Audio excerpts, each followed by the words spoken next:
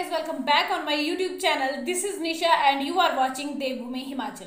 तो जो हमने हिमाचल पे डिस्ट्रिक्ट वाइज हिस्ट्री की जो लेक्चर सीरीज शुरू की थी, आज उसका ये चौथा दिन है और हमारा आज ये फोर्थ लेक्चर है। ठीक है, अभी तक हमने 3 डिस्ट्रिक्ट को कवर कर लिया है, जिसमें सबसे पहले हमने बिलासपुर डिस्ट्रिक्ट, उसके बाद चंबा और उसके बाद जो है हमीरपुर डिस्ट्रिक्ट को कवर किया। तो आज हम कांगड़ा डिस्ट्रिक्ट पढ़ने वाले हैं। देखिए, कांगड़ा डिस्ट्रिक्ट जो है ना बहुत बड़ी रियासत रही है प्राचीन काल में। कांगड़ा को जो है हम त्रिगर्त के नाम से जानते थे और ये सबसे पुरानी रियासत रही है कांगड़ा, और इसका जो इतिहास है वो भी बहुत ज़्यादा है। तो ये एक वीडियो में कवर नहीं होगा, तो ये वीडियो आपको 2 या 3 पार्ट्स में देखने को मिल सकती है। वैसे मैं कोशिश करूंगी कि इसके मैं 2 ही पार्ट्स बनाऊं, बट अगर ये ज़्यादा ही इसका इतिहास अगर ज़्यादा हुआ तो इसके 3 पार्ट भी बन सकते हैं। तो चलिए हम कांगड़ा शुरू करते हैं। तो कांगड़ा का जो प्राचीन नाम है, मैंने आपको अभी भी बताया कि इसका प्राचीन नाम त्रिगर्त है। और हमने हमीरपुर डिस्ट्रिक्ट का जब हम इतिहास कर रहे थे तो उसमें हमने देखा था कि कांगड़ा के जो कटोच वंशीय राजा थे उन्होंने हमीरपुर की स्थापना की थी। ठीक है, तो इससे स्पष्ट है कि कांगड़ा में भी कटोच वंशीय राजा ही हुए। तो हम एक एक राजा के बारे में देखते हैं। सबसे पहले मैं आपको बता दूं कि कांगड़ा की जो हिस्ट्री है वो हमें कहाँ से पता चलती है, उसके सोर्सेज क्या हैं। तो उसके सोर्सेज हैं जो पाणिनि ने अपनी पुस्तक लिखी है, अष्टाध्यायी। आपको पता है पाणिनि की एक फेमस पुस्तक है, उसमें उसने लिखा है जो त्रिगर्त के लोग हैं उनको आयुधजीवी संघ कहकर पुकारा है। ठीक है, और आईने अकबरी, अबुल फजल की जो आईने अकबरी है, उन्होंने भी जो त्रिगर्त है, त्रिगर्त, जब मैं त्रिगर्त बोलूंगी तो आपके दिमाग में आना चाहिए कांगड़ा का नाम, क्योंकि कांगड़ा का प्राचीन नाम त्रिगर्त रहा है। तो आईने अकबरी, अबुल फजल की जो आईने अकबरी है उसमें उन्होंने जालंधर जिला को बिस्ट जालंधरा कहकर पुकारा है। ठीक है, और यहाँ पर जो है औदुंबरों के कुछ सिक्के भी मिले हैं कांगड़ा में। 103 सिक्के कांगड़ा और ज्वालामुखी में के समीप मिले हैं, और 4 सिक्के जो हैं वो आपके कांगड़ा के खनियारा में मिले हैं, और 3 सिक्के जो है वो ज्वालामुखी से मिले हैं जो कि कुनिंदों के हैं, और जो 4 सिक्के खनियारा में मिले हैं वो कुषाण शासकों के सिक्के थे।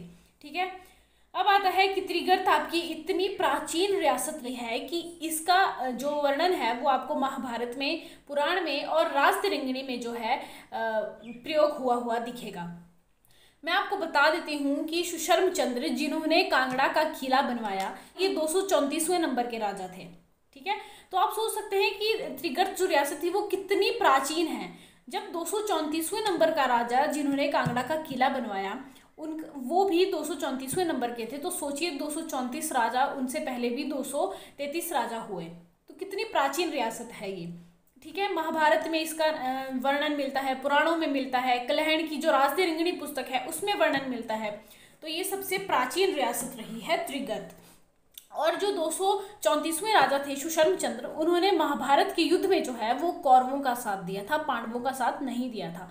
कौरवों की तरफ से उन्होंने युद्ध लड़ा था, और इसमें जो अर्जुन के पुत्र हैं थे अभिमन्यु, उनकी जो है मृत्यु हो गई थी। ठीक है, और ये बात आपने याद रखनी है कि सुशर्म चंद्र ने जो है वो कांगड़ा का किला बनवाया था, क्योंकि ये क्वेश्चन पेपर में आता है।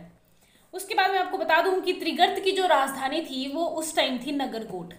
नगरकोट जो है कांगड़ा को ही बोलते हैं नगरकोट, मतलब प्राचीन नाम है। तो उस समय त्रिगर्त की राजधानी नगरकोट थी। अलबरूनी ने जो है इसकी राजधानी को धमेरी या नूरपुर बताया है, और इसका नाम जो है जालंधरा बताया है।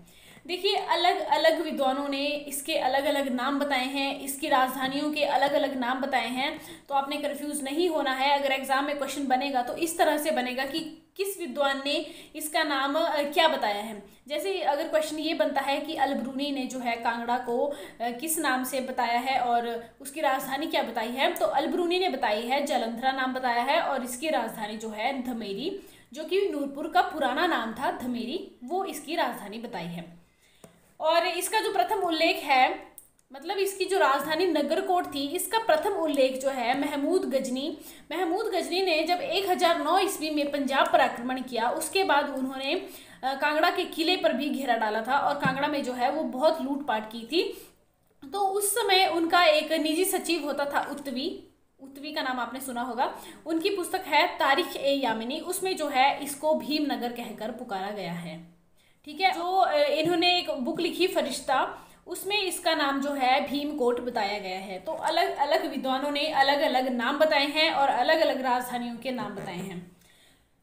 तो हम देखते हैं कि आधुनिक समय में जो त्रिगर्त की पहचान है वो कटोच वंश से हुई है।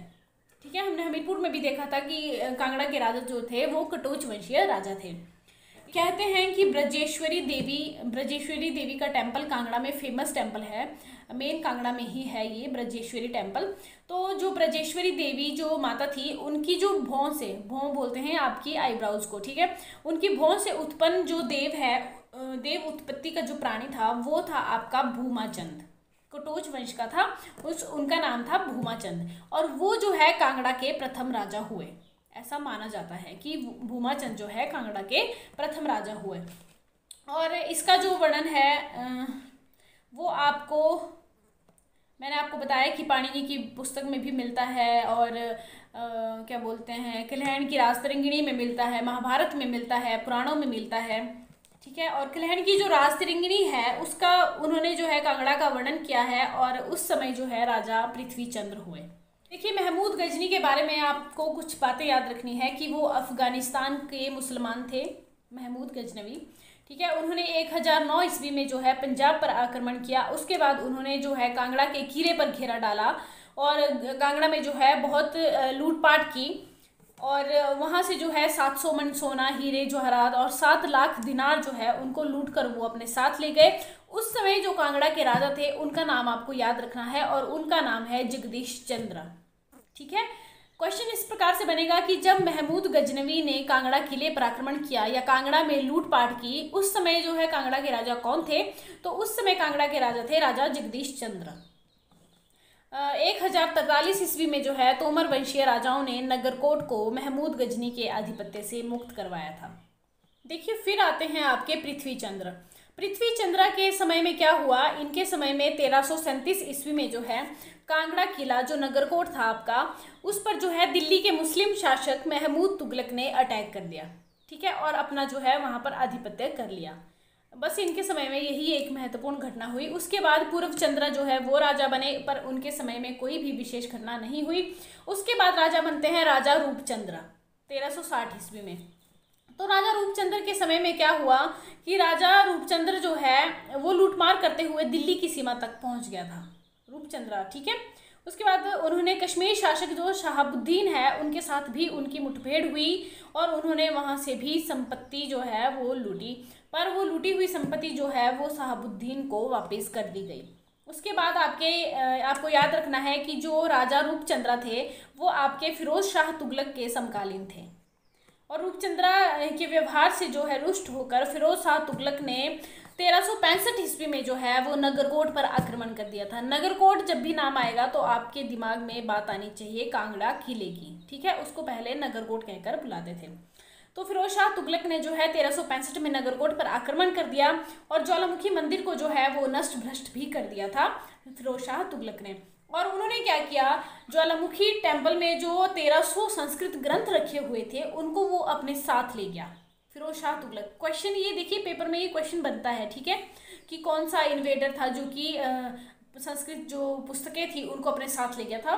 तो वो थे आपके फिरोज शाह तुगलक। जब उन्होंने नगरकोट पर 1365 में आक्रमण किया तो उस समय वो ज्वालामुखी से 1300 जो संस्कृत ग्रंथ थे उनको अपने साथ ले गया, और फारसी में जो है इनका अनुवाद करवाया। और फारसी में जिन्होंने इसका अनुवाद किया उनका नाम था इजुद्दीन खालिद खानी। उन्होंने दलील ए फिरोजशाही कहकर जो है इसका फारसी में अनुवाद किया, जो आपके 1300 संस्कृत ग्रंथ फिरोज शाह तुगलक अपने साथ ले गया था। ठीक है, उसके बाद आपको याद रखना है कि राजा रूपचंद्र का जो नाम था वो मानिक चंद्रा भी कहीं कहीं पर देखने को मिलता है।